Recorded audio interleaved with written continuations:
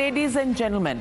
There is no end to skeletons tumbling out of RG Kar Hospital. Just 7 days ago, I spoke to Akhtar Ali, the insider and whistleblower of RG Kar, on this very platform. He called ex-principal Dr. Sandip Ghosh the mastermind in the case. He even said that several complaints were made against Ghosh, but somehow he managed to escape the law every single time. Once again on Times Now, Akhtar Ali has made some revelations that will leave you stunned. According to Akhtar Ali, the former principal traded unclaimed dead bodies and profiteered from it, and even misplaced the death register to tamper evidence. It has also been alleged that Ghosh used students for vasuli and smuggling to run this Mafia Raj. The whistleblower claims a possible shield by influential people for Dr. Sandip Ghosh, as even after making several complaints against him, Dr. Ghosh was given a long rope. But the question really here is, who's that politician protecting Dr. Ghosh? First, listen in to the shocking allegations by Akhtar Ali, the whistleblower in this case. Unclaim dead body भी वो बेचते थे और कुछ private medical college जैसे ये unclaim body वो workshop के लिए दे देते थे, डिसेक्शन के लिए, और डेथ रजिस्टर ही वो गायब कर दिए थे ताकि इसका कोई रिकॉर्ड ही नहीं मिले। इसमें वो अकेला नहीं थे, इसमें काफी सारे लोग मिले थे। कई स्टूडेंट का उन्होंने लाइफ बर्बाद कर दिया, बहुतों का उन्होंने इंटर्नशिप कंप्लीशन सर्टिफिकेट नहीं दिया। एक माफिया राज चलाते थे, स्टूडेंट लोगों को शराब पीना सिखाते थे, स्टूडेंट लोगों से गलत काम, पैसा वसूली करना, तस्करी करना, ये सब सिखाते थे। हाँ, दो एक पांचू और रवि बोल के था, वो बांग्लादेशी सिटीजन, वो ये माल को खरीदता था और फिर उसको वो रिसाइकिल करता था। इन्फ्लुएंशियल, उनके ऊपर उनका कुछ ब्लेसिंग है, कुछ लोगों का हाथ है। जब 2 बार उनका ट्रांसफर हुआ, एक ऑर्डर तो 48 घंटे के अंदर रिवॉक हो गया और एक ऑर्डर फिर कुछ ही दिनों में रिवॉक होकर फिर उनको प्रिंसिपल के पोस्ट पे बैठा दिया गया। तो मैं ये इन्फ्लुएंशियल नहीं तो और क्या बोलूँगा।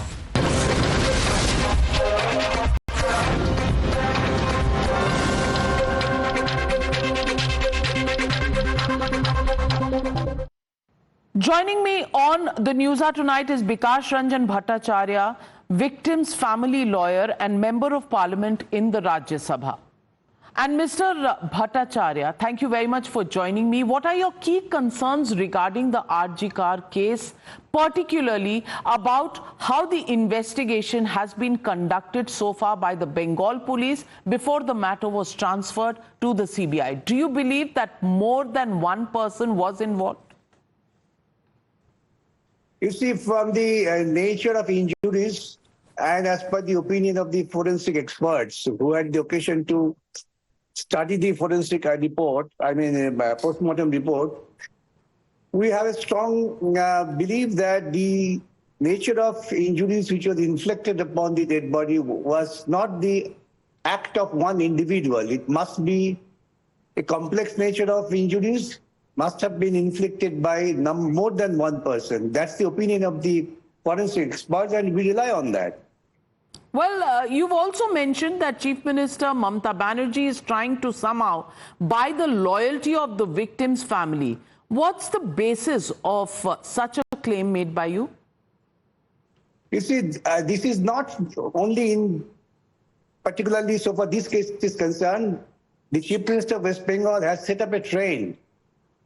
If you have the study of the rape incidents post-2011, when she became the Chief Minister, she had always wanted to trivialize the issues of rape. Sometimes she said this is a small matter, sometimes say this is done by the little boys. Sometimes she said that the rape should be a part of your life, like when you suffer from cold and cough. And she had also fixed a rate chart that she had said the compensation would be proportionate to the age of the victim girl. That's the nature of reactions from the Chief Minister of West Bengal all throughout. And she has always been attempting to purchase the witnesses, mum them by offering money, whether this is a case of rape, whether this is a case of bomb blast, whether the persons are killed. those are wherever these things happen, and we believe that the TMC is behind all these happenings. Chief Minister rushes to the spot, offer money, and by that process, sometimes offer jobs. And by this process, the victim family, they always keep themselves mum, and we did not have any definite logical conclusion of any investigation. One of the investigations which was very much talked about is the incident of Kamduni. There we have noticed that the Honorable High Court had to acquit some of the persons because of lack of investigation. Here, in this case also, the Chief Minister very proudly said that we are willing to offer 10 lakhs of rupees. If you want to keep your daughter's memory alive, you can spend this money for that purpose.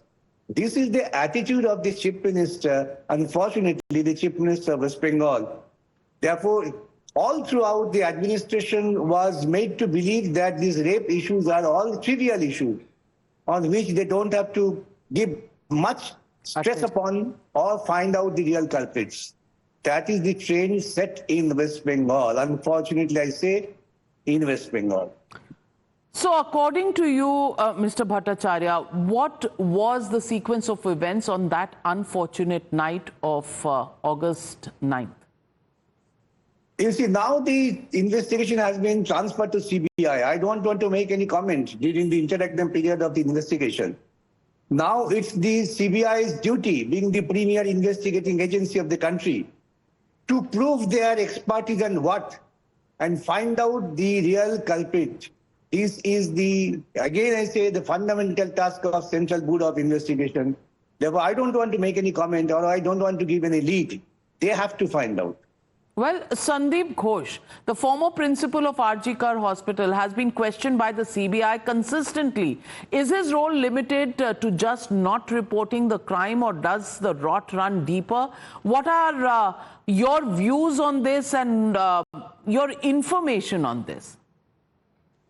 You see, his role, apart from the question of his maintenance, silence at the initial stage, and not taking appropriate action. But the basic thing is that the reason of this murder, we apprehend that this is definitely having something to do with the running of administration, corruption, and many other things which are coming up, to which the principal must have been involved, and his complicity to that extent is there. But can you elaborate? Was the victim aware of Sandip Ghosh's alleged corruption or misdemeanors? That we have been, you see, the victim is no more there. Therefore, nobody can give us the better material. What we find from different sources, the doctors who had walked over there, the nurses who have walked over there, they are coming up with tidbits of stories.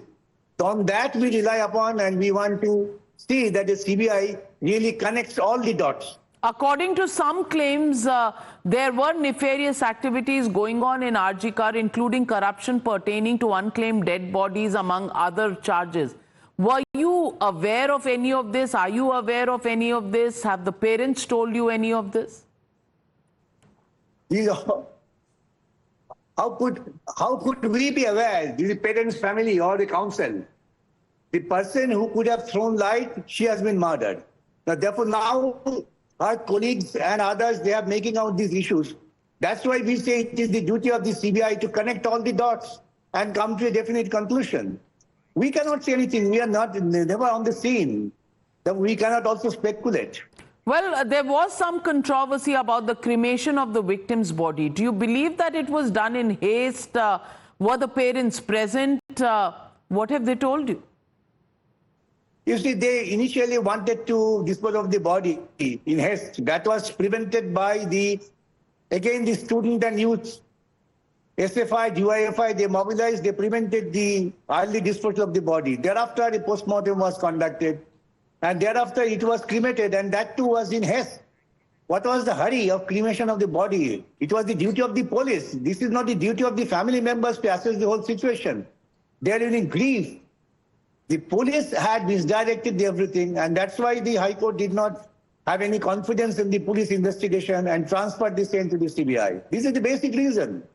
Well, Many unanswered questions. We'll wait for the investigation by the CBI to throw some answers. But for now, thank you very much, Mr. Bhattacharya, for joining me on the Newshour. Let me open this up, and joining me tonight with Radhika Kheda is Monojit Mandal, political analyst, supports the Trinamool Congress. And Monojit Mandal, the question here is, there were several complaints against Sandip Ghosh. His role has been dubious. It's also very clear that he had some protection, some influential person was protecting him. The manner in which he resigned, he was appointed elsewhere, the earlier charges against him, Akhtar Ali himself has outlined many questions.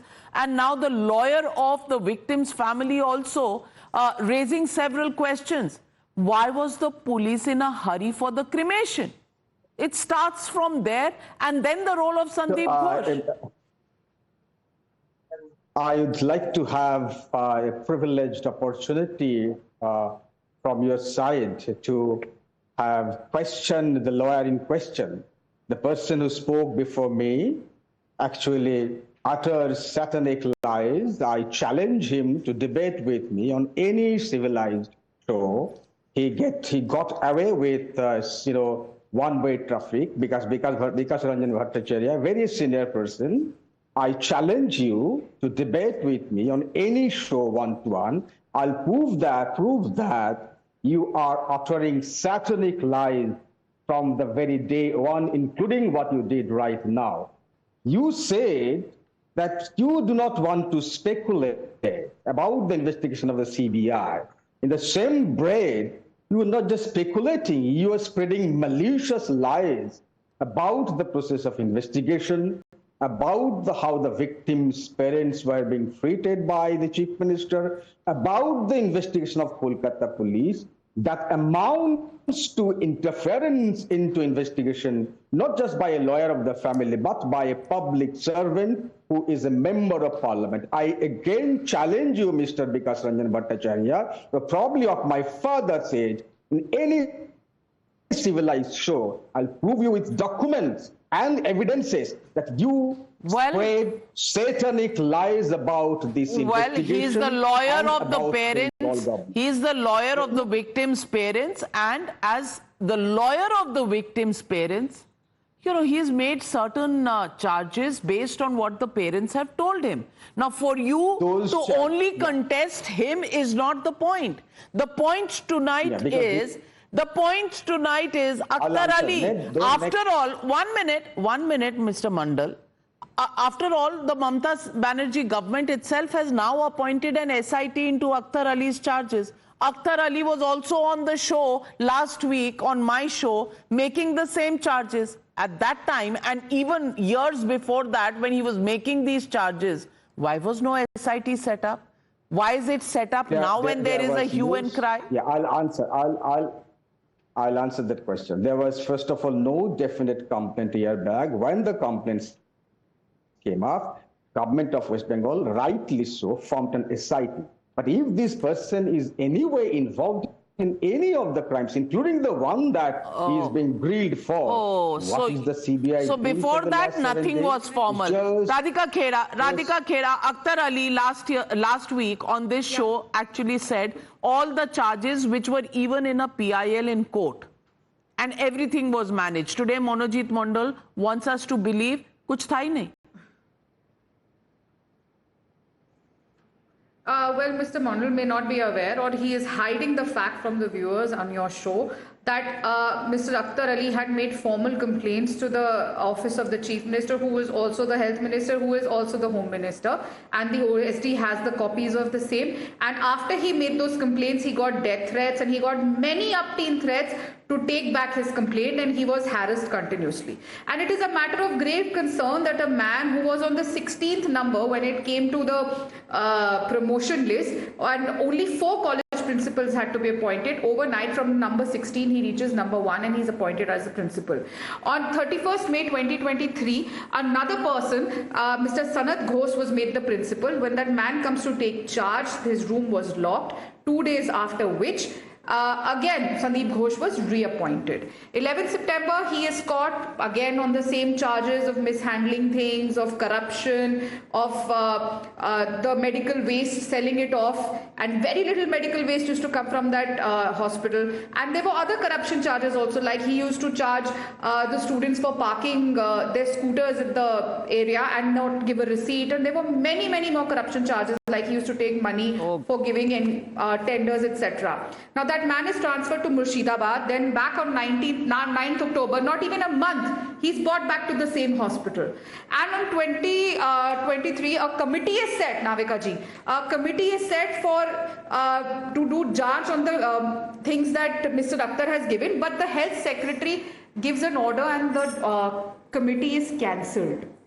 All inquiries are shut down.